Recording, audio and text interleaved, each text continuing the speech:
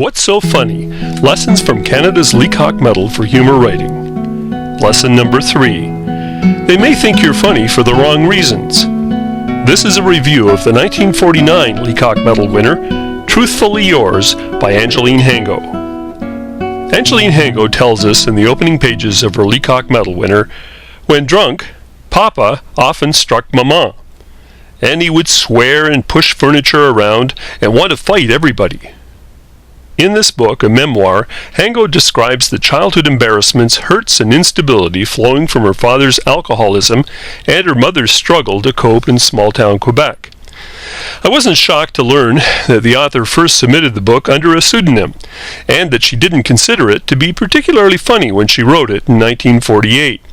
She penned it as a catharsis, and the award for humor that came a year later surprised her. Hango was about 44 at the time. For this project, I contacted her son Roy in Vermont, and he told me that his mother appreciated the Leacock honor, but did not regard herself as a humorist or a professional writer of any kind. Though she lived to the age of 90, Hango never wrote anything for publication after the Leacock Medal. In fact, 2 decades passed before she would even look at her medal-winning book and reread it, and for the first time in her life, laugh at it. The truthfully in the book's title refers to Hango's pledge to break from her lifelong habit of fibbing about her family, a practice she refines in school, social settings, and eventually the workplace. Although a capable chef and a salesman when he was sober, her father keeps the family income on soft footing and destabilizes the family with his drinking. Hango and her younger sister go off to a convent school for protection from the disturbances at home. Mama works tirelessly and thanklessly as a seamstress to finance their education and board. At the nunnery school, the 2 girls learn English, music, and more, but feel out of place among the better-dressed, upper-class students. They lie in order to fit in. Later, the book tells of unwanted advances from older men and more fibs. So, where is the humor in this, you might ask? Well, some commentators suggest that the 1940s readers found their amusement in material that is a touch politically incorrect by today's standards.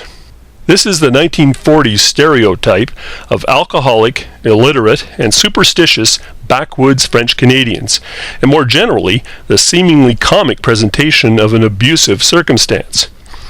For this distortion, the publisher, Oxford University Press, bears some of the responsibility. It sprinkled cheery cartoons throughout the book and branded the story as a riotous and revealing picture of life in rural French Canada, with characters of unsurpassed ignorance in the business world. As for the bumpy parts of Hango's early life, the original book jacket makes only light and vague mention of the author's odd and embarrassing relatives. Oxford took other liberties too, saying without stipulation that Truthfully Yours described many, many love affairs involving every man she ever met, from the doorman at the department store to each and every one of her sister's beaux, when in fact those love affairs are, in the actual text, clearly awkward encounters or imagined events presented by Hango just to show her susceptibility to infatuation. Hango may have unintentionally contributed to this portrayal of French-Canadian life by intertwining the edgier elements of her own story with reminiscences on her ancestry, her religion, and traditions such as Christmas Eve Réveillon. She also slips into caricature when talking of life as an unmarried old maid when she was at the age of 21, and in describing her very Quebecois mother. She said, whenever we made her try to pronounce words in English, she would twist her face all up, as if a person had to wear a different face to speak a different tongue.